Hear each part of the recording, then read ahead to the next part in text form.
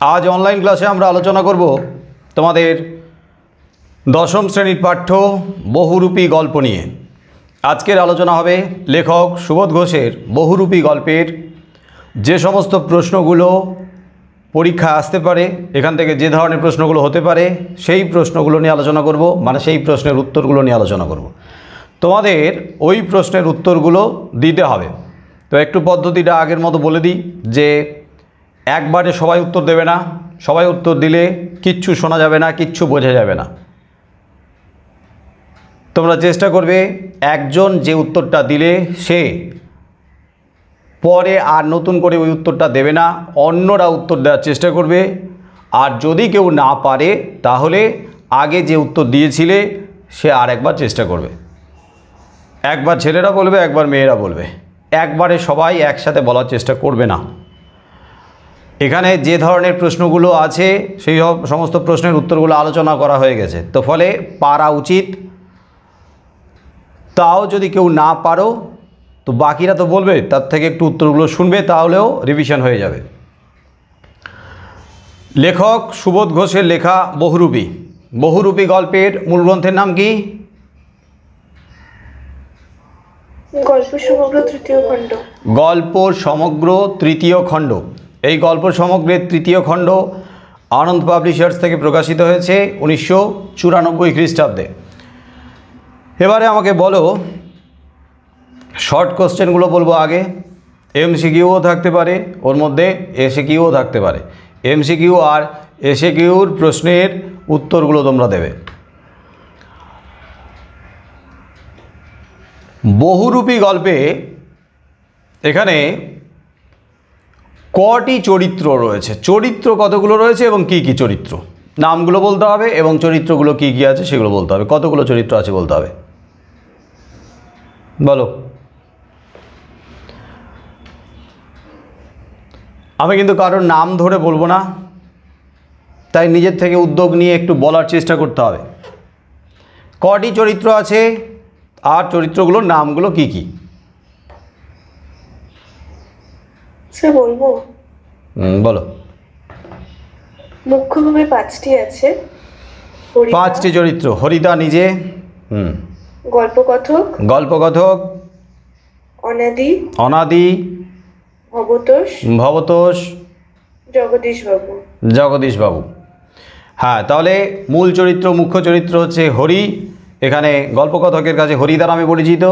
এই হরিদা আছে, গল্পকথক নিজে আছে, গল্পকথকের নাম এখানে উল্লেখ নেই। আর গল্পকথকের 2 বন্ধু আছে, অনাদি, ভবতোষ।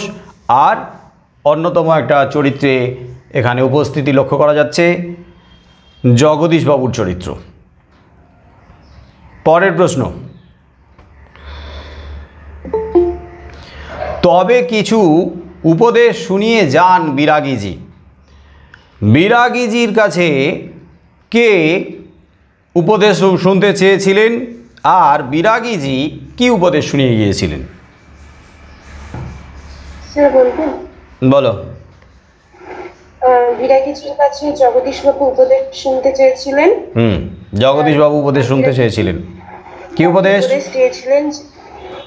ধন জন যৌবন কিছুই নয়, প্রত্যেকটি হলো সুন্দর সুন্দর এক একটি বঞ্চনা। আর মন, তিনি আরো বলেছিলেন জগদীশবাবু যেন মন প্রাণের সব আকাঙ্ক্ষা নিয়ে শুধু একজনেরই আপন হওয়ার চেষ্টা করে, যাকে পেলে এই সৃষ্টির সব ঐশ্বর্য পাওয়া যাবে। তাহলে বিরাগীজি জগদীশবাবুকে যে উপদেশ শুনিয়ে গিয়েছিলেন সেই উপদেশ ছিল যে ধন জন যৌবন এগুলো কিছুই নয়, এগুলো সব সুন্দর সুন্দর এক একটি বঞ্চনা। আর মন প্রাণের সব আকাঙ্ক্ষা নিয়ে একজনের আপন হওয়ার চেষ্টা করলে জগতের সকল ঐশ্বর্য পাওয়া হয়ে যায়। তো এটা একদম হুবহু মুখস্থ রাখার চেষ্টা করবে, নিজের ভাষায় লিখবে, কিন্তু তথ্যগুলো মুখস্থ থাকবে, একটা তথ্য যেন বাদ না যায়। খুব ভালো। এবারে বলো, যাবই তো বক্তা কে আর তিনি কোথায় যাবেন, কিসের জন্য যাবেন? যাবই তো বক্তা কে, তিনি কোথায় যেতে চেয়েছিলেন আর কেনই বা যেতে চেয়েছিলেন? আগে বলো বক্তাকে, কে পারবে? যারা বলছো তারা বাদ দিয়ে বাকিরা চেষ্টা করো। না, যারা বলছো বলে গেছো একবার, তারা বাদ দিয়ে বাকিরা চেষ্টা করবে। খুব কঠিন কিছু নয়, কিন্তু চেষ্টা করো, বলো, ভুল হতে পারে, হোক। হ্যাঁ বলো। হরিদা, হরিদা কোথায় যেতে চেয়েছিলেন? যাবই তো, কোথায় যেতে চেয়েছিলেন? জগদীশবাবুর বাড়িতে। গুড। আমি এক একটা প্রশ্ন বলবো, এক একটা প্রশ্নের উত্তর দেবে, তাহলে বুঝতে সুবিধা হবে আমাদের সবার। তাহলে জগদীশবাবুর বাড়িতে যেতে চেয়েছিলেন কেন, বলো। বিরাগী সন্ন্যাসী সাজার জন্য বকশিস নিতে গেছিলেন। বিরাগী সন্ন্যাসী সেজে তিনি জগদীশবাবুর বাড়িতে গিয়েছিলেন, কিন্তু সেই সময় তো কোনো প্রণামী নিয়ে আসেননি। তো পরে জগদীশবাবুর কাছ থেকে বকশিস চাওয়ার জন্য যেতে চেয়েছেন, বকশিস, বকশিস পাওয়ার জন্য। ঠিক আছে, একদম সুন্দর।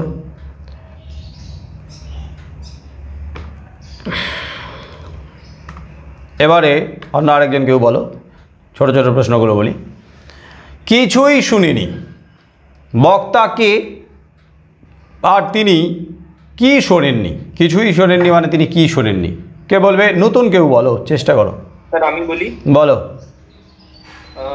এখানে বক্তা বলতে জগদীশ বাবু, মানে এখানে বক্তা বলতে হরিদার কাছে, মানে হরিদার কথা বলা হয়েছে, হরিদার কথা বলা হয়েছে। মানে এক কথায় আমরা বলবো বক্তাকে, না বক্তা হলো হরিদা। হ্যাঁ, এবারে বক্তা কিছুই শোনেনি মানে কি শোনেননি বলা হয়েছে? কি শোনেননি তিনি? জগদীশ বাবুর বাড়িতে যে একজন হিমালয়ের সন্ন্যাসী এসে যে এক সপ্তাহ থেকেছিলেন, এই খবর হরিদা জানতেন না। শুধু ওই থেকেছিলেন তা নয়, তো সেখানে একটা কাণ্ড ঘটে গেছে। হিমালয়ের থেকে আগত যে সন্ন্যাসী জগদীশবাবুর বাড়িতে এসেছিলেন, তারপরে তার যে পায়ের ধুলো দুর্লভ, আর সেই দুর্লভ পায়ের ধুলো নেওয়ার জন্য কী কাণ্ডটা করেছিলেন জগদীশবাবু, এই সমস্ত কিছুই তিনি শোনেননি। ঠিক আছে, শুধু থাকার কথাটা নয়, সেখানে কি কাণ্ড ঘটে গিয়েছিল জগদীশবাবুর বাড়িতে এই সন্ন্যাসীকে কেন্দ্র করে, সেই ব্যাপারটা পুরো সবিস্তারে লেখার দরকার নেই, বড় হয়ে যাবে। এসে কিউর প্রশ্নের ক্ষেত্রে ওই কাণ্ডর ঘটনাটা একটু জাস্ট ছুঁয়ে যাবে। ঠিক আছে। সন্ন্যাসী হাসলেন।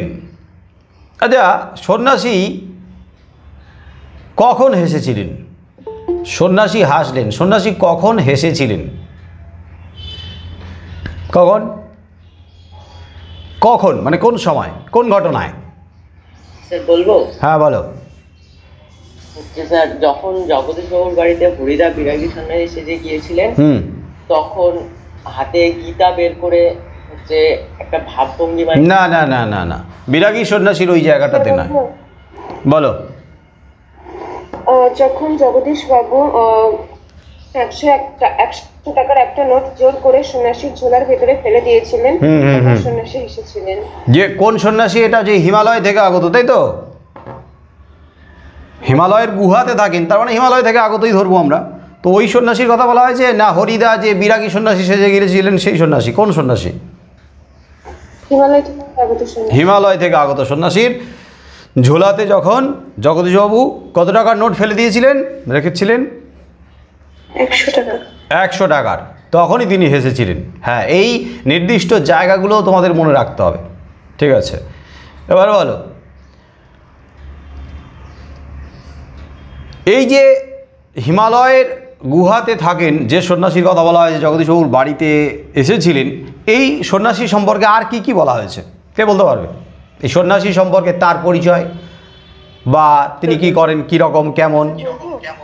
বলো ত্রয়ী, বলো। স্যার এই সন্ন্যাসী 7 দিন জগদীশবাবুর বাড়িতে ছিলেন। তিনি খুব উঁচু দরের সন্ন্যাসী এবং হিমালয়ের একটি গুহাতে থাকতেন। তিনি সারা বছরে একটি মাত্রই হরিতকি খেয়ে থাকতেন। সন্ন্যাসীর বয়স 1000 বছরেরও বেশি ছিল। Very good. তাহলে সন্ন্যাসীর বয়স 1000 বছরের বেশি, হিমালয়ের গুহাতে থাকতেন, আর বছরে একটাই হরিতকি খেতেন। আর আরেকটা কী তথ্য বললে? ও উঁচু দরের, উঁচু মানের, উঁচু দরের সন্ন্যাসী। আর পরবর্তীতে আমরা দেখলাম যে জগদীশবাবুর বাড়িতে আগত সেই সন্ন্যাসীর পায়ের ধুলো অত্যন্ত দুর্লভ পায়ের ধুলো, আর সেই দুর্লভ পায়ের ধুলো নেওয়ার জন্য হরিদার কাছে গল্পকথা তার বন্ধুরা গল্প করেছিল যে জগদীশবাবু কী কাণ্ডটা করেছিলেন। যাই হোক, এই কাণ্ডের কথা না লেখাই ভালো, লেখার দরকার নেই। তার সম্পর্কে যে তথ্যগুলো বলেছো সেটাই ঠিক আছে। এবারে বলো। হরিদার উনানে ভাতের হাঁড়ি সারা বছর কি ফুটিয়ে সারা হয় এবং কেন? বলো শিউলি, বলো। ওটা হবে জল ফুটে সারা হয়। সারা বছর জল ফুটিয়েই সারা হয়। এবার বলো সারা বছর জল ফুটিয়ে সারা হয় কেন, ভাত ফোটায় না কেন? বলবো, বলো। মাঝে মাঝে তো ভাতও ফোটে। হ্যাঁ, মাঝে মাঝে ভাত ফোটে, কিন্তু প্রায় সারা বছর জল ফোটে। তাহলে সারা বছর প্রায় জলই ফোটে কেন? ভাত মাঝে মাঝে ফোটে, কিন্তু মাঝে মাঝে ফোটে ভাত কেন, আর সারা বছর প্রায় জলই ফোটে কেন? কেন? স্যার বলবো, হরিদা একঘেয়ে চাকরিকে জীবন হিসেবে বেছে না নিয়ে এমন এক কাজকে পেশা হিসেবে বেছে নিয়েছিলেন যেখানে নাটকীয়তা থাকলেও রোজগার খুবই কম। রাইট, নাটকীয়তা ছিল জীবনে, বৈচিত্র্যতা ছিল, কিন্তু রোজগার অত্যন্ত কম ছিল, খুবই সামান্য। আর সপ্তাহে বড় জোর কতদিন তিনি বের হতেন এই বহুরূপী সাজে? একদিন।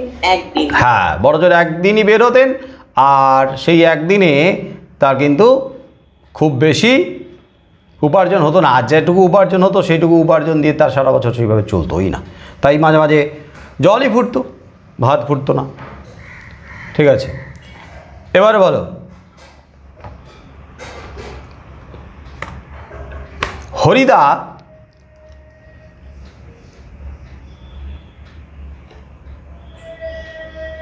উন্মাদ পাগল সেজে কি কাণ্ডটা করেছিলেন? মানে এখানে যদি আলাদা করে আসে যে হরিদার উন্মাদ পাগলের বেশে যে অভিনয়, যে কাণ্ড, সেটা সম্পর্কে লেখো। সেটা একেরও হতে পারে, আবার তিনেরও হতে পারে। তো কে বলবে কীরকম কাণ্ডটা ঘটিয়েছিলেন উন্মাদ পাগল সেজে? স্যার বলবো, বলো, সেই পর না। বহুরূপী গল্প অনুযায়ী উন্মাদ পাগল সেজেছিলেন হরিদা। একটু একটু জোরে বলো। বহুরূপীর গল্প অনুযায়ী উন্মাদ পাগল সেজেছিলেন হরিদা। হ্যাঁ, সেজে কি করেছিলেন বলো। তার মুখ থেকে লালা ঝরছিল, চোখ দুটো কটকটে লাল হয়ে গিয়েছিল।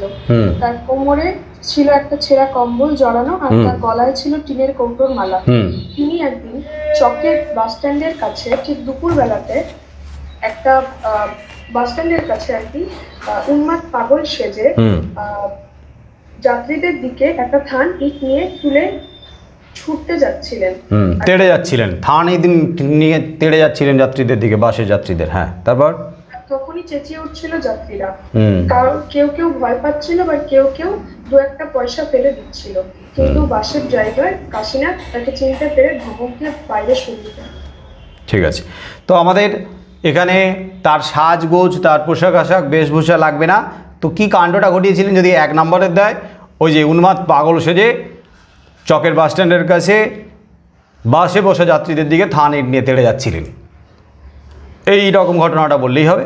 আর এটা যদি 3 নম্বরের দেয়, তাহলে তার বেশভূষাটাকে নিয়ে আসবো, সেই সাথে সাথে আরও যাত্রীরা যে ভয় পাচ্ছে, তারপরে হচ্ছে তোমার কাশীনাথ ধমক টমক দিয়ে সরিয়ে দিল, তারপরে যাত্রীদের যে প্রতিক্রিয়া, কেউ ভয় পাচ্ছে, কেউ বিরক্ত হলো, কেউ আবার মনে মনে একটু অবাকই হলো, এরকম তাদের প্রতিক্রিয়াগুলোও লিখবে।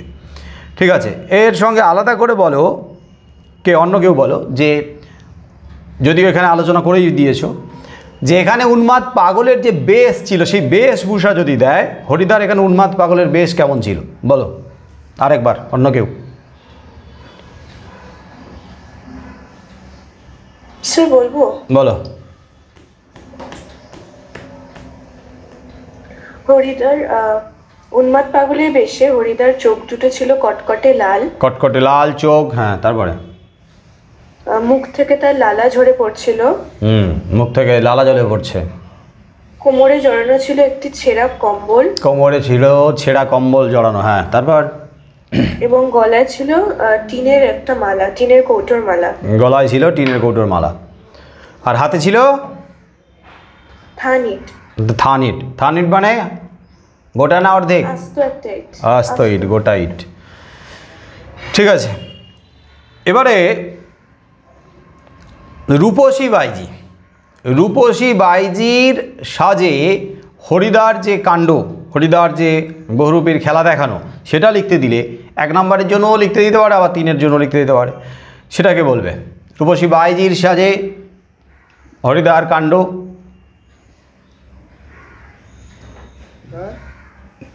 বলো, একটু জোরে বলো।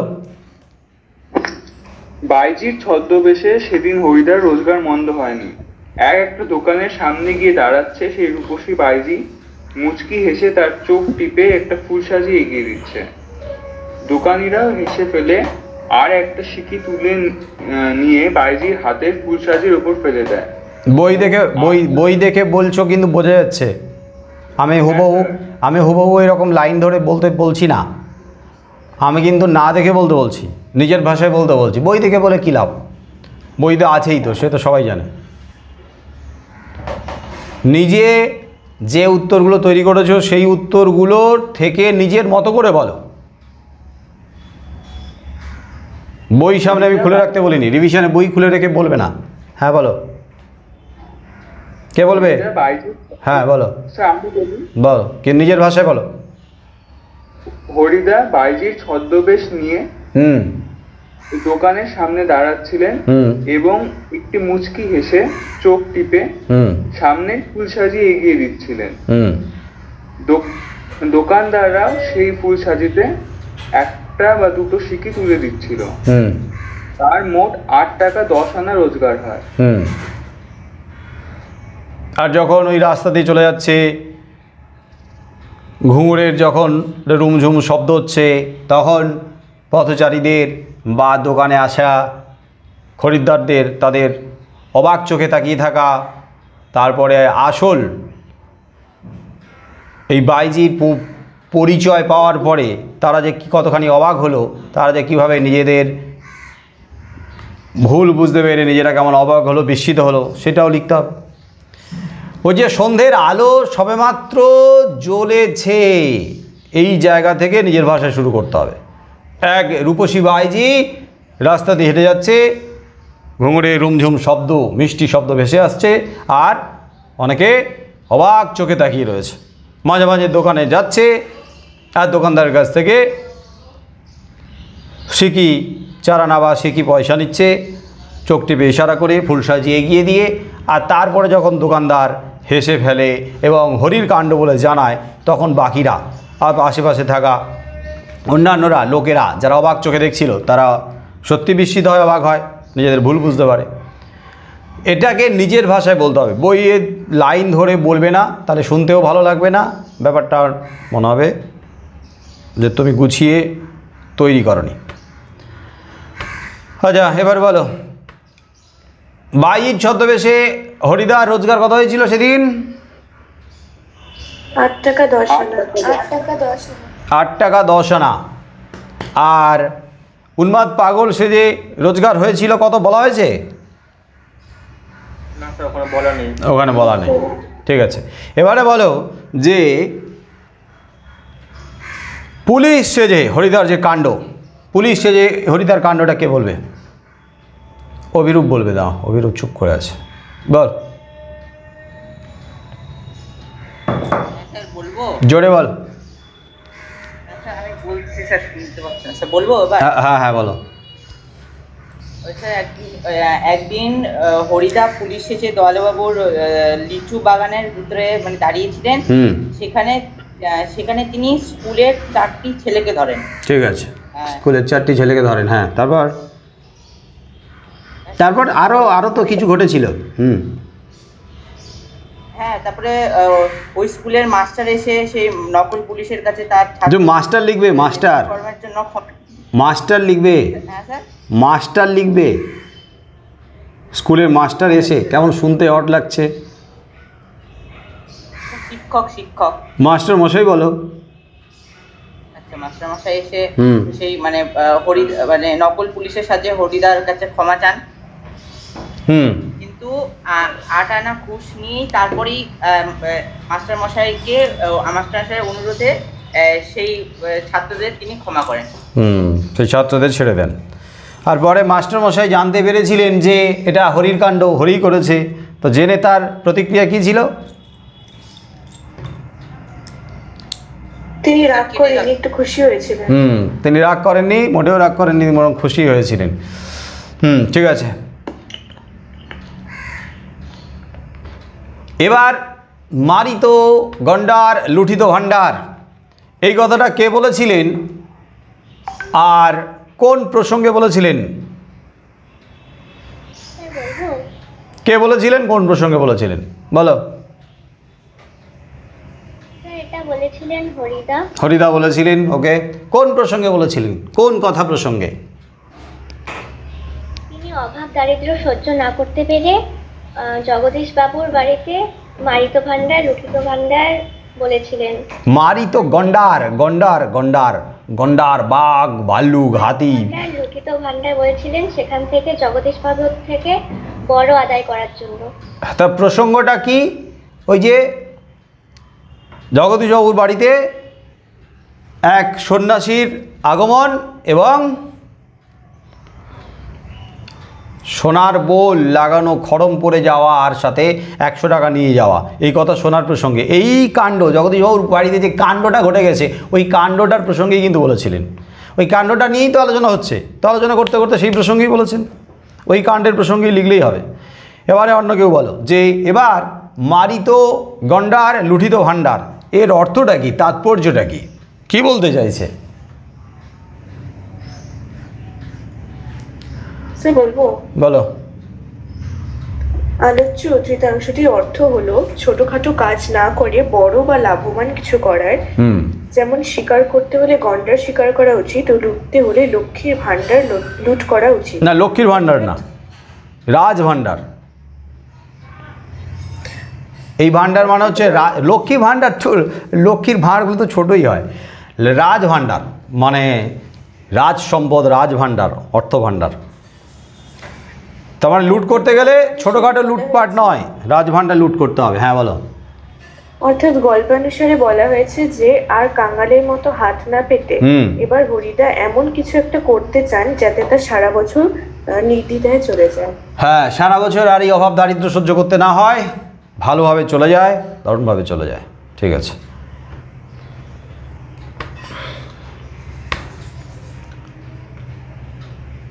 এখানে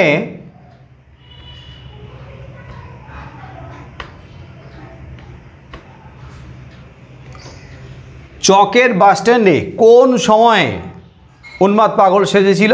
কোন সময়, সময়টা কখন? দুপুরবেলা। ঠিক দুপুরবেলা।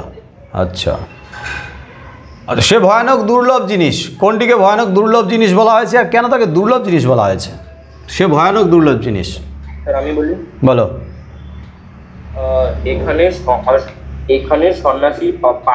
এখানে সন্ন্যাসী পায়েরগুলোকে বড়ই দুর্লভ জিনিস বলা। আমরা এখানে নির্দিষ্ট করে বলে দেবো যে হিমালয়ের গুহা থেকে আগত জগদীশবাবুর বাড়িতে যে সন্ন্যাসী তার পায়ের ধুলোকে দুর্লভ জিনিস বলা যাচ্ছে।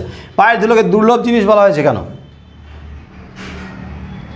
যেহেতু সন্ন্যাসী যেহেতু জগদীশবাবুর বাড়িতে একটা হিমালয়ের সন্ন্যাসী একমাত্র জগদীশ বাবু ছাড়া আর কাউকে পায়ের ধুলো নিতে দেননি। আর জগদীশ বাবুও সেই পায়ের ধুলো আদায় করেছিলেন অত্যন্ত কষ্ট করে, তাই সেই পায়ের ধুলোকে দুর্লভ বলা হয়েছে। তিনি তো সচরাচর সবাইকে পায়ের ধুলো দেন না, এটা তো একটা কারণ যে সেই কারণে তার পায়ের ধুলো দুর্লভ জিনিস, আর দুর্লভ জিনিস বলেই তো সাধারণকে দেয় না। আসলে এর পেছনে একটা অন্য উদ্দেশ্য কাজ করেছে, ওই উদ্দেশ্যটাকে বলতে হবে।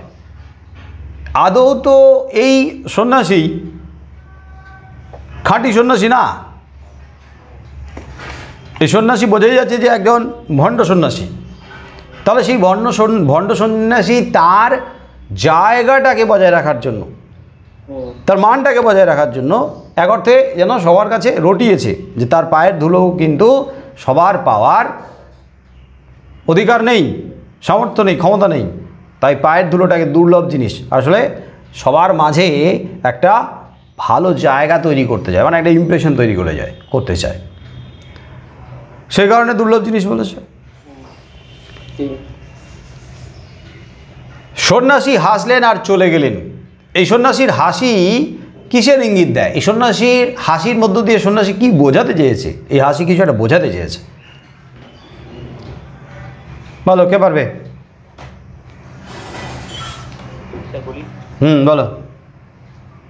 জগদীশবাবুর বাড়িতে আসা সন্ন্যাসীর হাসি হলো ছলনার হাসি, কারণ তিনি ছলনা করে জগদীশবাবু থেকে সোনার বোল লাগানো খড়ম আর 100 টাকা নিয়ে গিয়েছিলেন। তাহলে এই হাসি যেন জগদীশবাবুর প্রতি ছিল হ্যাঁ একটা অবহেলার, তুচ্ছ তাচ্ছিল্যের, একটা বিদ্রুপাত্মক হাসি। কারণ এরকম একজন ধনী মানুষকে, এরকম একটা জ্ঞানী মানুষকে তিনি খুব সহজে ঠকাতে পেরেছিলেন, বোকা বানাতে পেরেছিলেন। এই হাসিটা তারই ইঙ্গিত করে। আচ্ছা স্যার, হাসিটা এরকম হতে পারে না যে ওই হেসে জগদীশ বাবুকে দেখাতে চাইছে যে এগুলো কিরকম ছোট ছোট জিনিস জগদীশ বাবু আর কি মানে মাথা দেয়? না না না না না, ছোটোখাটো জিনিস মাথা দেয় মানে কোন ছোটোখাটো জিনিস? মানে ওই যে সোনার বোল লাগানো খড়ম এগুলো? হ্যাঁ হ্যাঁ, না না, তারপরে দিয়ে দিচ্ছে সাথে না না না টাকা। এটা যদি সত্যিকারের খাঁটি সন্ন্যাসী হতো তাহলে একটু অন্যভাবে আমরা ভাবতাম। এ তো সন্ন্যাসী, সত্যিকারের খাঁটি সন্ন্যাসী না।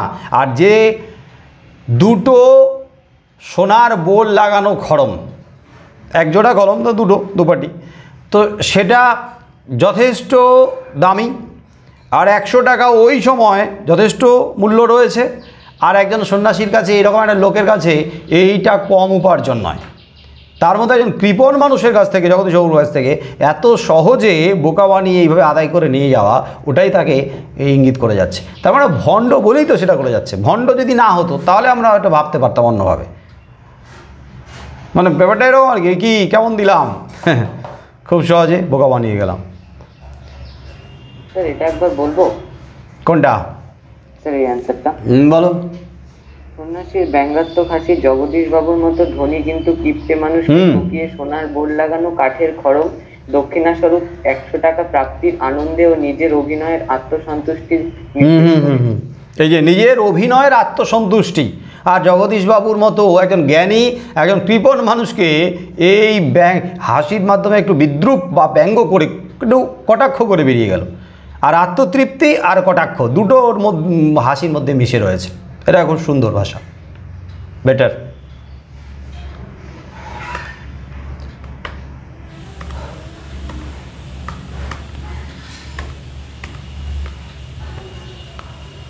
বলো, এটা আমার প্রাণের অনুরোধ, এটা আমার প্রাণের অনুরোধ। অনুরোধটি কে করেছিলেন, কার কাছে, কি অনুরোধ করেছিলেন? আগে বলবে কে কার কাছে এই অনুরোধ করেছিলেন, বলো। বলো। অনুরোধটি জগদীশবাবু তার বাড়িতে আসা বিরাগীকে করেছিলেন। বিরাগী সন্ন্যাসীকে, মানে বহুরূপী হরিদা বিরাগী সন্ন্যাসী বেশি এসেছিল তাকে করেছিল। আচ্ছা হ্যাঁ, তো জগদীশবাবু করেছিল, কি অনুরোধ করেছিল? তিনি বিরাগী বেশি, তিনি সেই বিরাগী সন্ন্যাসীর বেশি হরিদাকে অনুরোধ করেছিলেন অন্তত একদিন তার বাড়িতে থেকে যাওয়ার জন্য।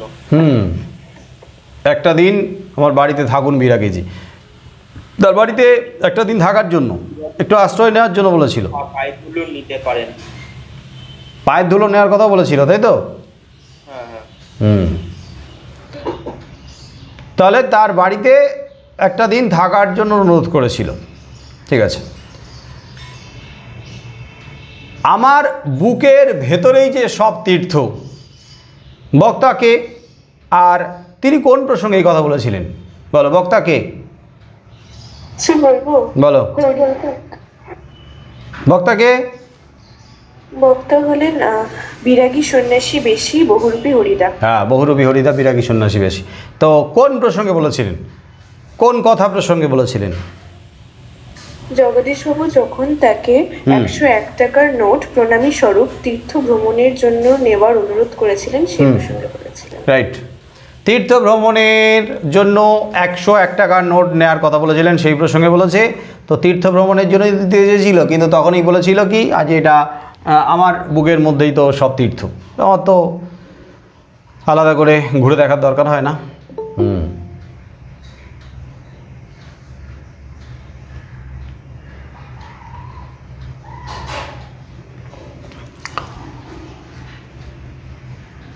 বহুরূপী হরিদা পুলিশ সেজে কোথায় দাঁড়িয়েছিলেন? কোথায়? কোন বাগানে? কার কোন বাগানে? দয়ালবাবুর লিচু বাগানে। তিনি মাস্টারমশাইয়ের কাছ থেকে কত ঘুষ নিয়েছিলেন? 8 আনা। এইবারে নির্দিষ্ট একজন বলবেন মাস্টারমশাইয়ের কাছ থেকে 8 আনা ঘুষ নিয়েছিলেন কেন? কে বলবে আগে বলো। বলবো। বলো। তখনকার দিনে সাধারণ মানুষের মধ্যে একটি ধারণা ছিল যে পুলিশ মানেই তাদের ঘুষ নিতে হবে।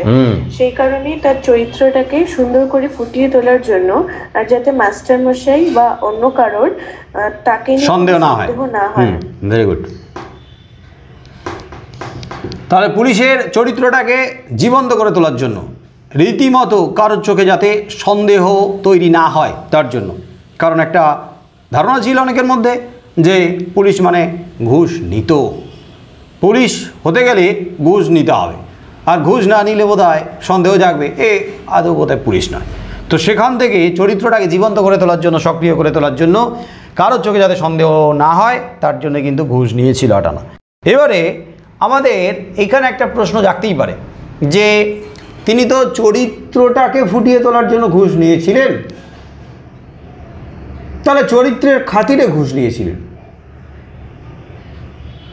আবার পরবর্তীতে বিরাগী সন্ন্যাসী সেজে যখন জগদীশবাবুর বাড়িতে গেলেন, তখন জগদীশবাবু তীর্থ খরচ বাবদ 101 টাকা সাধছিলেন, কিন্তু নেননি। ওখানে নেননি, এখানে নিয়েছিলেন। ওখানে নেননি কেন? কে বলতে পারবে? নাম বলো। দাঁড়া, নতুন কেউ বলো তো, কে বলবে?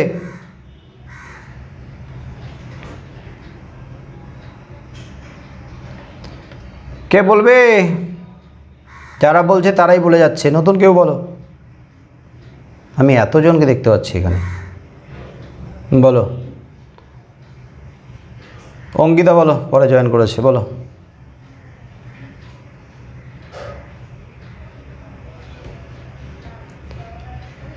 বলো। বিরাগী সন্ন্যাসীর বেশে হরিদা জগদীশবাবুর বাড়িতে গিয়েছিলেন, তো ওখানে 101 টাকা যখন তিনি সেধেছিলেন জগদীশবাবু, তখন তিনি নিলেন না কেন? অথচ এখানে 8 আনা দিব্যি নিয়ে নিল, চেয়ে নিল। 8 আনা নিশ্চয়ই ঘুষ দিতে হবে আমাকে, বা মাস্টারমশাই ঘুষ দিয়েছিলেন 8 আনা, সেটা নিতে তার কোনো আটকায়নি, সে কারণটা তো আমরা বললাম। কিন্তু ওখানে কেন টাকাটা নেননি বলো। চেষ্টা করব না, অঙ্কিতা বলবে বলেছি আমি।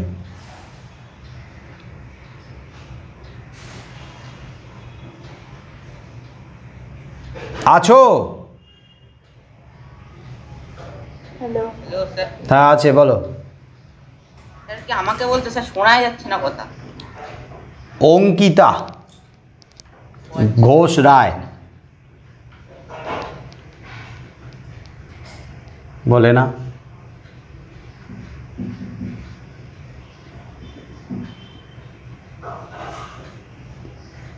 অঙ্কিতা কি নামে আছো?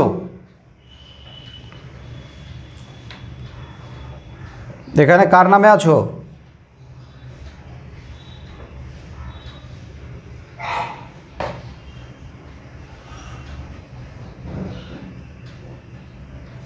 উত্তর দেয় না, ওইগুলো ক্লাস করতে গেলে ভালো লাগে না।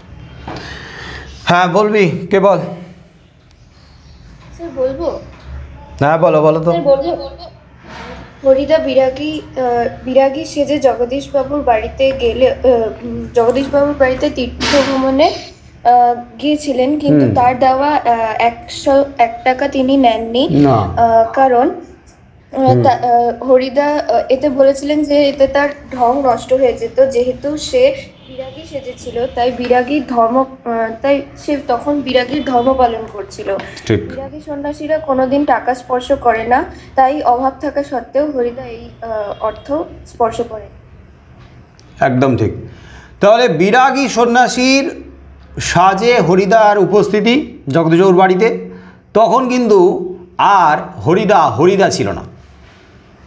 হরিদা যখন বাড়িতে গল্পকথক এবং হ্যালো স্যার, হ্যালো, হ্যাঁ এখন শুনতে পাচ্ছি, দাঁড়া এখন শোনো, তারপরে পরে বলছি। হরিদা যখন বাড়িতে, আমি তো তখন বলছিলাম, আমার কথা শোনা যাচ্ছিল না। না না না কিচ্ছু শোনা যাচ্ছিল না, এখন শোনা যাচ্ছে। এখন একটু ওয়েট করো, দাঁড়াও আমরা আলোচনা করে নিই, আবার জিজ্ঞেস করছি। তো হরিদা বাড়িতে যখন গল্পকথক এবং তার বন্ধুদের সামনে আলোচনা করছিল, তখন কিন্তু তিনি বহুরূপী ছিলেন না, তখন তিনি কিন্তু বহুরূপীর কোনো চরিত্রে ছিলেন না, তখন তিনি একজন রক্তে মাংসে করা মানুষ ছিলেন, সাধারণ মানুষ, অভাবী, দরিদ্র।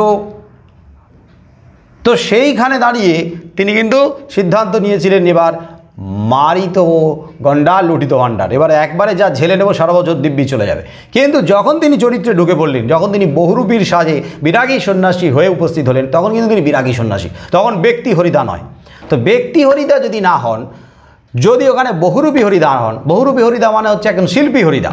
তো শিল্পী কখনোই তার পেশার সঙ্গে, তার শিল্পী সত্তার সঙ্গে প্রতারণা করতে পারেন না, এবং ওই চরিত্রটাকে ফুটিয়ে তুলতে গেলে ওই চরিত্রের যা যা ধর্ম তাকে তা পালন করতেই হবে। আর সেই চরিত্রের মধ্যে একটা বড় ধর্ম কি না, বিরাগী সন্ন্যাসীর কোনো কিছুর প্রতি মোহ থাকে না, টাকার প্রতি তো নয়।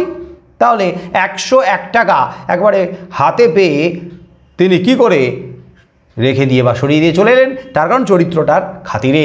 কারণ ওই চরিত্রের যে ঢংটা মানে ওই চরিত্রের যে অভিনয়টা, ওটা নষ্ট হয়ে যাবে। খুব সুন্দর বলেছো, আমি অনেক বড় করে বলে দিলাম, ব্যাখ্যা করলাম, তো ওই ছোটো করে বললে ওইটুকু বললেও হবে।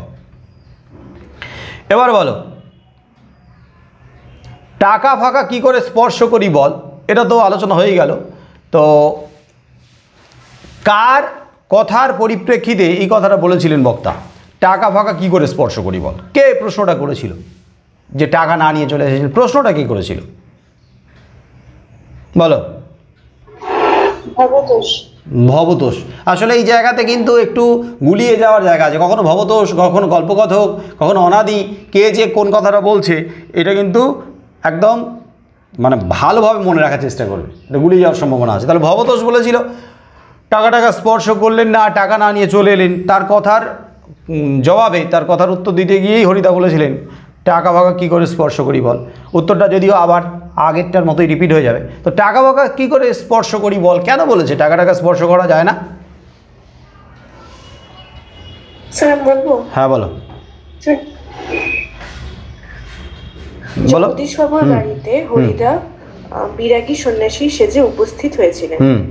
তিনি এতটাই চরিত্রের সঙ্গে একাত্ম হতে পেরেছিলেন যে তিনি সেই সময় নিজেকে একজন সত্যিকারের বিরাগী সন্ন্যাসীর মতোই ফুটিয়ে তুলতে চাইছিলেন।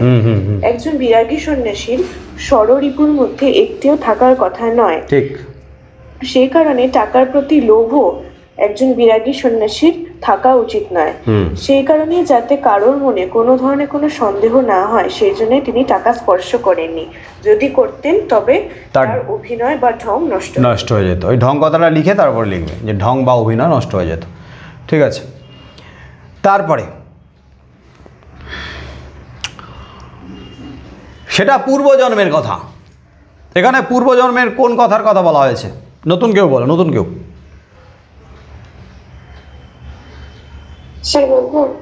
বলো। এখানে বিরাগীজির পূর্বজন্মের কথা বলা হয়েছে। বিরাগীজির পূর্বজন্ম, হ্যাঁ হ্যাঁ বলো। পূর্বজন্মেই তার রাগ নামে রিপু ছিল, এই জন্মে তার কোনো রিপু নেই। তাহলে রাগ নামে একটা রিপু ছিল, সেটা পূর্বজন্মে, কিন্তু এই জন্মে তার রাগ নামে কোনো রিপু নেই।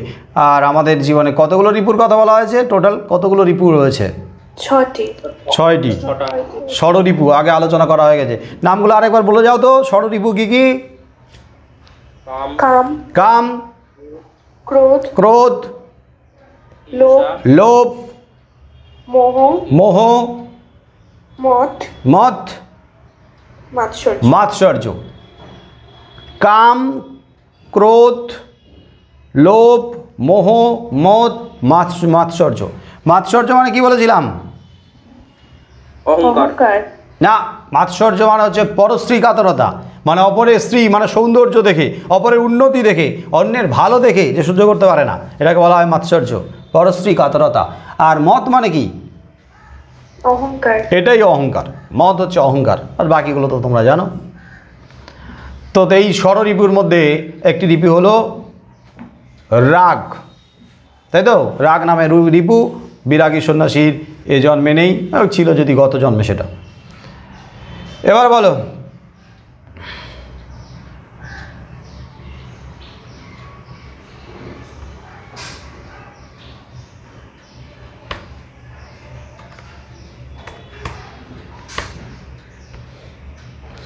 বড় চমৎকার আজকের এই সন্ধ্যার চেহারা। আজকের মানে কোন সময়ের বা কোন দিনের, আর সেই চমৎকার সন্ধ্যার চেহারাটা কেমন ছিল বলতে হবে। অনেকগুলো আসবে চেহারাতে, 3টে কথা তো আসবেই প্রধানত। কে বলতে পারবে? সে বলবো। আর কেউ? চমৎকার চেহারা, সন্ধ্যার চেহারাটা কোন দিনের সন্ধ্যার চেহারা? আর কেউ? আর কেউ? আর কেউ? আর কেউ?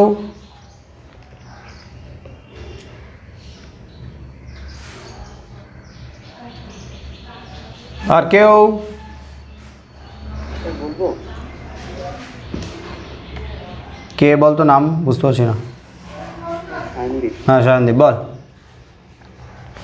কোশ্চেনটা আরেকবার বলো না।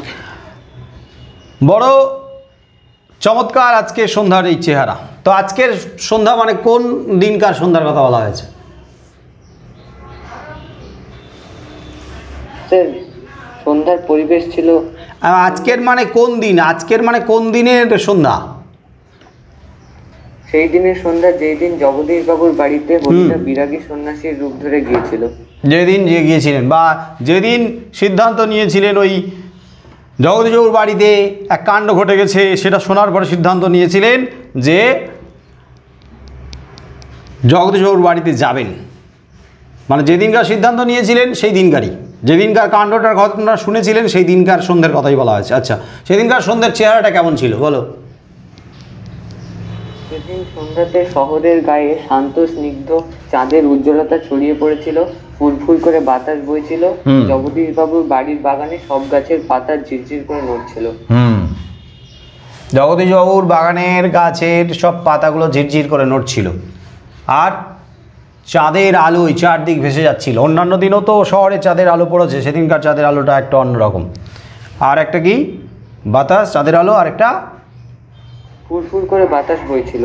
ফুরফুর করে বাতাস বইছিল, গাছের পাতাগুলো নড়ছিল, আর চাঁদের আলোর কথা বলা হচ্ছে, তাই তো?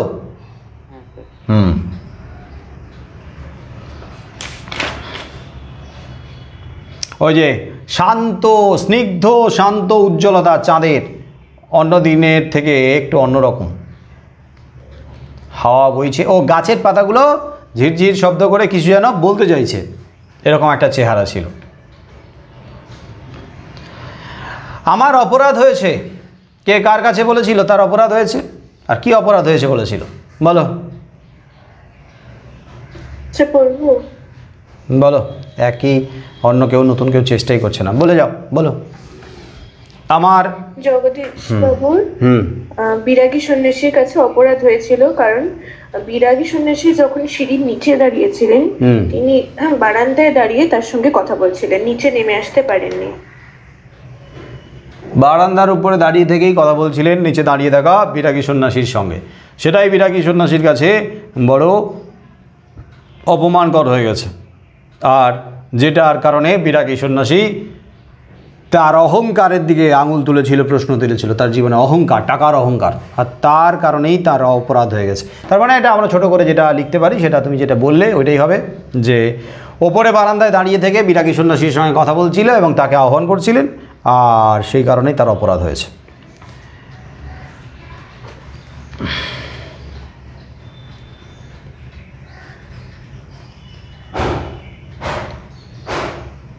এবারে বলো, পরম সুখ কাকে বলে জানেন? কে কাকে বলেছিল এই পরম সুখের কথা? বলো। দাঁড়া, স্যার আমি বলি। ছেলেটা বলবো। ও আচ্ছা দাঁড়া, জুনাইনা বলো। বিরাগী সন্ন্যাসী রূপী হরিদা জগদীশ বাবুকে এই কথা বলেছিল।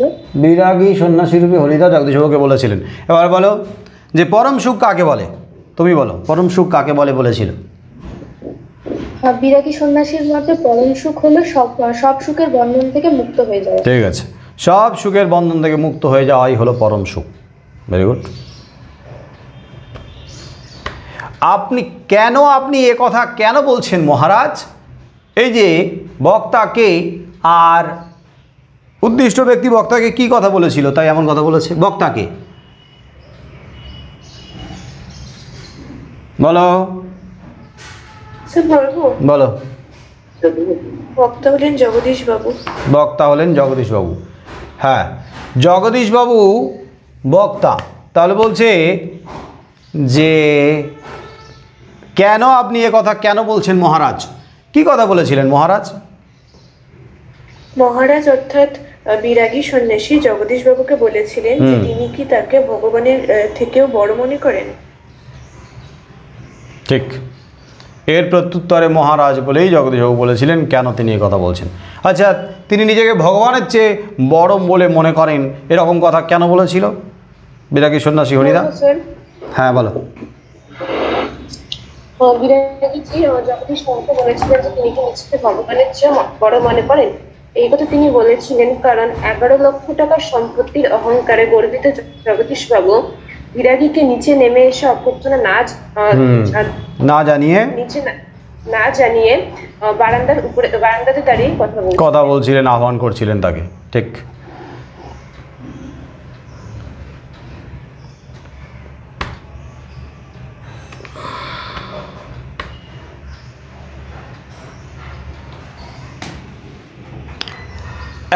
এটা একটা বহুরূপী নাকি? বহুরূপী কি বা বহুরূপী কাকে বলে? আগে বহুরূপী সম্পর্কে বলবে। বহুরূপী কাকে বলে, বহুরূপী কাদের বলে, বা বহুরূপী কি আসতে পারে? বলো না, ছেলেদের থেকে বলবে। বলো। আচ্ছা বলছি, জোরে জোরে, একটু আওয়াজ কম আসছে, জোরে। যে সকল লোকেরা নানান সময় নানা রকম বেশ ধরে মূলত মানুষকে আনন্দ দেয় ও এর মাধ্যমে তারা যথাকিঞ্চিত অর্থ উপার্জন করে তাদের জীবন ধারণ করে, তাদের বহুরূপী বলে। নানা রূপ ধরে, নানা বেশ ধরে মানুষকে আনন্দ দেয় এবং যৎকিঞ্চিত মানে খুব সামান্য উপার্জন করে, তার বিনিময়ে তাকে বহুরূপী বলে। এবারে বহুরূপী কথাটার অর্থ কি? বহুরূপী এই কথাটাকে যদি আমরা ভাঙি, এর ব্যাসবাক্য লিখলে অর্থটা বেরিয়ে যাবে। ব্যাসবাক্য কী হবে? বহুরূপী বহুরূপজার। বহুরূপজার মানে যার বহু রূপ, মানে বহু রকমের রূপ ধরে যে মানুষকে আনন্দ দেয়, খেলা দেখায়, তার বিনিময়ে কিছু অর্থ উপার্জন করে। তাহলে বহুরূপীদের কাজই হলো বহু রূপ ধরে আনন্দ দেওয়া, খেলা দেখানো, এবং তার বিনিময়ে যেটুকু উপার্জন হয় তা দিয়ে সে তার সংসার চলে, এটা তার পেশাও। এবারে এখানে হরিদা, বহুরূপী হরিদা, এটা একটা বহুরূপী নাকি? এই কথাটা কারা বা কে বলেছিল, কারা বলেছিল, কখন বলেছিল?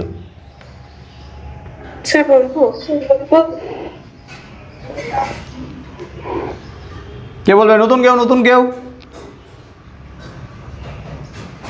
হ্যাঁ, এটা একটা বহুরূপী নাকি? এই কথাটা কে বলেছিল বা কারা বলেছিল, কখন বলেছিল?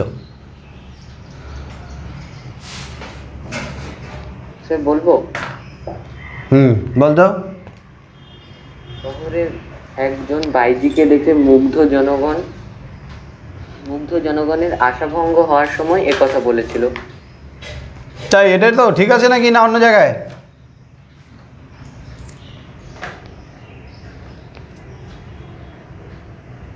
বলি এটা হবে কি না অন্য? এই জায়গাটা হবে তো? বাইজির জায়গাটা হবে নাকি বাসের ওই জায়গাটাতে হবে? বাইজির জায়গায় হবে। ঠিকই বলেছে, হ্যাঁ ঠিকই বলেছে। হ্যাঁ, এটা একটা বহুরূপী নাকি? তার মানে যখন, হ্যাঁ বলো, নির্দিষ্ট করে বললে। দোকানদার ওই হেসে ফেলেছিল যখন বলেছিল হরির কাণ্ড, কারণ হরি তো দোকানে যাচ্ছে, ফুলসাজিটা এগিয়ে দিচ্ছে, আর দোকানদার সিকি তুলে দিচ্ছে, দোকানদারের দিকে তো চোখ টিপে ইশারা করেছিল। তো ওই জায়গাটাতে যখন দোকানদার হেসে ফেলে হরির কাণ্ড বলে জানিয়েছিল, তখন কিন্তু পাশে দাঁড়িয়ে থাকা যারা, তারা বলেছিল যে এটা একটা বহুরূপী নাকি?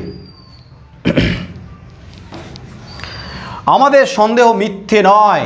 বলো, কারা কি সন্দেহ করেছিল? কে বলবে? বলো, আমাদের সন্দেহ মিথ্যে নয়, কারা কি সন্দেহ করেছিল? গল্পকথক এবং তার দুই বন্ধু অনাদি এবং ভবতোষ সন্দেহ করেছিল যে জগদীশবাবুর বাড়িতে আসা হিমালয় গুহা থেকে আগত সন্ন্যাসীর গল্প শুনে হরিদার মাথায়ও কোনো নতুন ফন্দি এসেছে এবং তিনি সেটাকে নিয়ে ভাবছেন এবং সেই কারণে গম্ভীর হয়েছিলেন। কোনো একটা নতুন ফন্দি, নতুন মতলব তিনি বোধহয় ভাবছেন গম্ভীর হয়ে। ঠিক গল্পকথক এবং তার বন্ধুরা ভেবেছিল যে আমাদের সন্দেহ মিথ্যে নয়। তার মানে সন্ন্যাসীর গল্পটা শুনে নিশ্চয়ই তার মাথার মধ্যে একটা কোনো মতলব ছটফট করে উঠছে, ওটাই তিনি গম্ভীর হয়ে ভাবছেন। নিশ্চয়ই তিনি কিছু একটা খেলা দেখাতে চাইছেন বহুরূপী সেজে টেজে, নিশ্চয়ই কিছু একটা করতে চাইছেন জগদীশবাবুর বাড়িতে গিয়ে, এরকম কিছু একটা ভাবছেন। ঠিক আছে, এবারে বলো যে এখানে হরিদা বিভিন্ন বেশে, বহুরূপীর বিভিন্ন বেশে বা সাজে পথে বার হতেন। এখানে অনেকগুলো সাজ, অনেকগুলো বেশের কথা বলা হয়েছে, তার মধ্যে কয়েকটার অভিনয় এখানে সরাসরি রয়েছে আর কয়েকটার অভিনয়ের কথা নেই, তবে সেখানে উল্লেখ রয়েছে। এবার পরপর বলে যেতে হবে যে কোন কোন সাজ পোশাকের কথা রয়েছে, কোন কোন বহুরূপীর চরিত্রে অভিনয়ের কথা রয়েছে, অভিনয় করেছেন তিনি। কে বলবে? বলবো স্যার, আমি বলি। হ্যাঁ, শিউলি বলবে, বলো। শিউলি বলবে, শিউলি। হ্যাঁ হ্যাঁ, কখনো বাউল, কখনো কাপালিক। বাউল, আমি আস্তে আস্তে বলি, রিপিট। বাউল, কাপালিক, তারপর কখনো বোচকা কাঁধে বুড়ো কাবুলিওয়ালা। বোচকা কাঁধে বুড়ো কাবুলিওয়ালা, তারপর কখনো হ্যাট কোট পেন্টালুন পরা ফিরিঙ্গি কেরামিন সাহেব। হ্যাট কোট পেন্টালুন পরা ফিরিঙ্গি কেরামিন সাহেব, তারপর কখনো রূপসী বাইজি, কখনো বিরাগী সন্ন্যাসী। রূপসী বাইজি, বিরাগী সন্ন্যাসী। কখনো উন্মাদ পাগল। উন্মাদ পাগল। আবার কখনো পুলিশের সাজে। পুলিশ সাজে, ঠিক।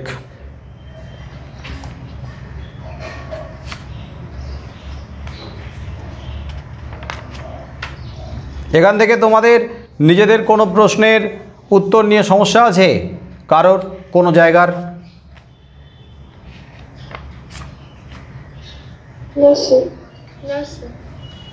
হরিদার জীবনে সত্যি একটা নাটকীয় বৈচিত্র্য আছে। কে বলতে পারবে? হরিদার জীবনে একটা একঘেয়েমি আছে আর সেই একঘেয়েমির মাঝে একটা নাটকীয় বৈচিত্র্য আছে। এখানে নাটকীয় বৈচিত্র্যটা কি আর একঘেয়েমিটা কি?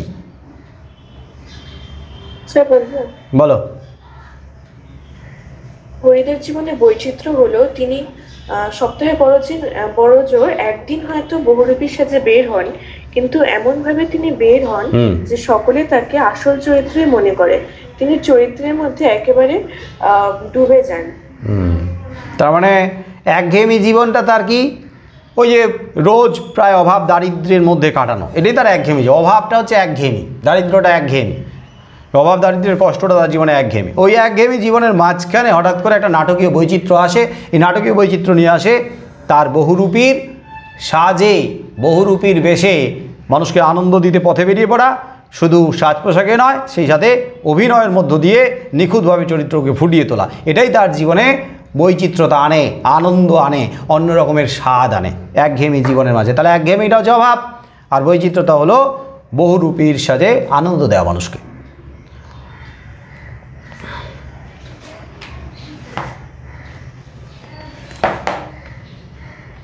আর কি প্রশ্ন আছে এখানে দেখি? তেমন তো প্রশ্ন নাই।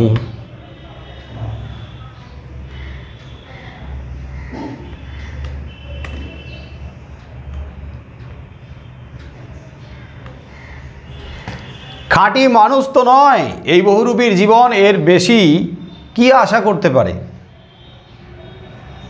বক্তা হরিদা, এর মাধ্যমে বক্তা কি বলতে চেয়েছেন? খাঁটি মানুষ তো নয় এই বহুরূপীর জীবন, এর বেশি কি আশা করতে পারে? এটা কি বলতে চাইছেন? বোঝাতে হবে। কে বলবে? হরিদা বলছে খাঁটি মানুষ তো নয় বহুরূপীর জীবন, এর বেশি কি আশা করতে পারে? এর বেশি মানে কার বেশি আশা করতে পারে না বহুরূপীর জীবন? কি কি কোনটার থেকে বেশি আশা করতে পারে না? কতটুকু? বেশি বকশিস, এক দু আনা বকশিস, মানে মানুষ খুশি হয়ে এক দু আনা যা দেবে বকশিস, সেই বকশিসের বেশি কিন্তু তিনি আশা করতে পারেন না, করেন না। আর খাঁটি মানুষ তো নয়, খাঁটি মানুষ নয় মানে খাঁটি মানুষ নয় বলে আশা করতে পারেন না, কি বোঝাতে চাইছেন? তিনি অন্যান্য মানুষদের মতো নন, তিনি বহুরূপী। খাঁটি মানুষ নয় মানে, খাঁটি মানুষ নয় মানে তো রক্তে মাংসে করা মানুষ, ভুল ত্রুটি হবে, তার মধ্যেও অনেক চাওয়া পাওয়া আছে, তার মধ্যেও কিন্তু অনেক সময় অভাব দারিদ্র্য সহ্য করতে না পারার কষ্টটা তীব্র হয়, সেটাও আছে। তো খাঁটি মানুষ যদি হতো তাহলে তিনি কিন্তু আর যেতেন না। খাঁটি মানুষ হলে তিনি আর যেতেন না, জগদীশবাবুর বাড়িতে আর যেতেন না। কিন্তু তিনি তো খাঁটি মানুষ নয়, তিনি তো একজন বহুরূপী, এবং বহুরূপীর কাজই হলো মানুষকে আনন্দ দেওয়া। আর তার বিনিময়ে জোর করে কিছু আদায় করা নয়, বরং খুশি হয়ে কেউ যদি কিছু দেয় সেটাই গ্রহণ করা। তাহলে জগদীশবাবু যদি জানতে পারেন পরবর্তীতে যে তিনি একজন বহুরূপী, আর সেই বহুরূপী বলেই তাকে খুশি হয়ে তাকে যতটুকু তিনি দেবেন, সে 1-2 আনা যাই দেবেন, সেটা তার, ওটাই তার পুরস্কার, ওটাই তার প্রাপ্য, ওই জন্য ওটা তিনি আনতে যাবেন। খাঁটি মানুষ তো নয়, তিনি তো বহুরূপী, আর তিনি রক্তে মাংসে করা মানুষ, তাই তিনি যাবেন, কারণ তার ওটা দিয়েই তো পেট চলবে না। আর খাঁটি মানুষ হলে তিনি যেতেনই না।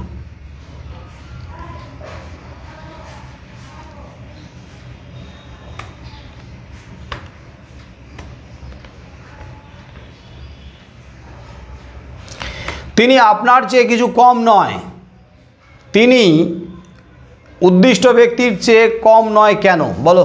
তিনি বলতে কার কথা বলা হয়েছে? উদ্দিষ্ট ব্যক্তির থেকে, মানে জগদীশবাবুর থেকে কম নয় কেন বলা হয়েছে? কি বলেছে? পরমেশ্বরের কথা বলা হয়েছে। তাহলে পরমেশ্বর কেন কিছু কম নয় বলা হয়েছে?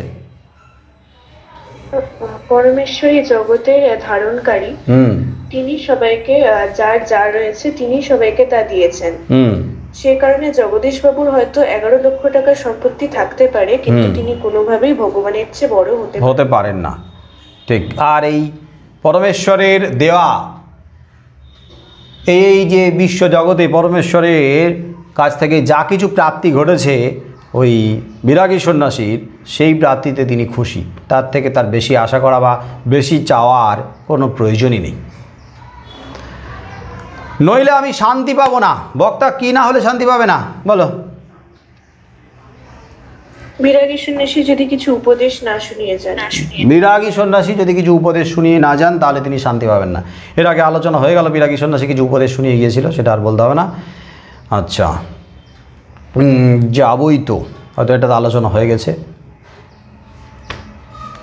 কি অদ্ভুত কথা বললেন হরিদা, এটাও হয়ে গেছে। চমকে উঠলেন জগদীশবাবু। জগদীশবাবু কি দেখে চমকে উঠেছিলেন বলো? তার বাড়িতে এসে বিরাগী সন্ন্যাসীকে দেখে চমকে উঠেছিলেন।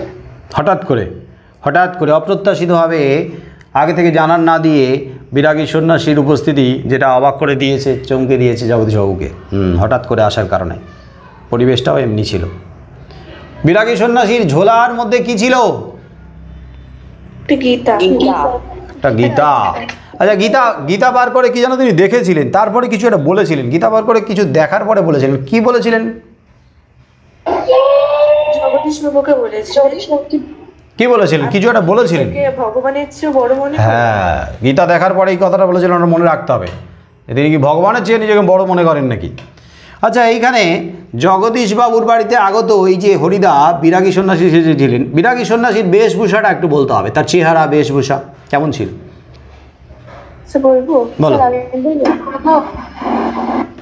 স্যার আমি বলবো। বলো শিউলি, বলো। তার বেশভূষা ছিল আদুর গা ছিল, তারপরে একটি ধবধবে সাদা উত্তরীয় ছিল। ধবধবে সাদা উত্তরীয়, হ্যাঁ তুমি বলবে, আমি রিপিট করব। আদুর গা মানে কি? আদুর গা মানে কি? আদুর মানে খালি গা, তার উপরে চাপানো ছিল একটা ধবধবে সাদা উত্তরীয়। হ্যাঁ, তারপর পরনে ছোট বহরের একটি সাদা থান। পরনে ছোট বহরের সাদা থান। হ্যাঁ, তারপর ফুরফুর করে উঠছে শুকনো সাদা চুল উঠছে ফুরফুর করে, মাথার সাদা চুল। হ্যাঁ, আর ধুলো মাখা পা, হাতে একটা ঝোলা। হাতে ঝোলা ছিল, ঝোলার ভিতরে একটা গীতা ছিল। আর কিছু ছিল না স্যার, ছিল। আর সচরাচর সন্ন্যাসীদের যেরকম চেহারা বেশভূষা থাকে, হাতে কিছু থাকে, সেগুলোর মধ্যে কি কি ছিল না?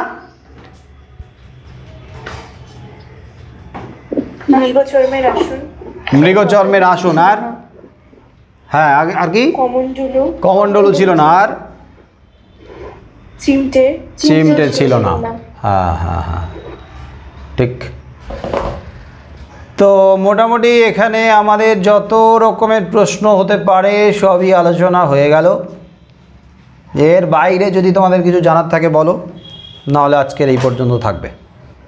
স্যার আমার একটা কথা ছিল। বলো।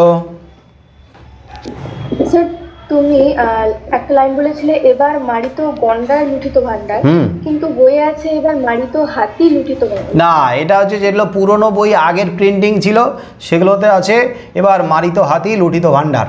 কিন্তু সচরাচর কী হয়, প্রবাদগুলোতে দেখবে একটা অন্তমিল থাকে, এবং লুঠিত ভান্ডার মারিত হাতি মিনিংটা ব্যাপারটা মানেটা একই রকম।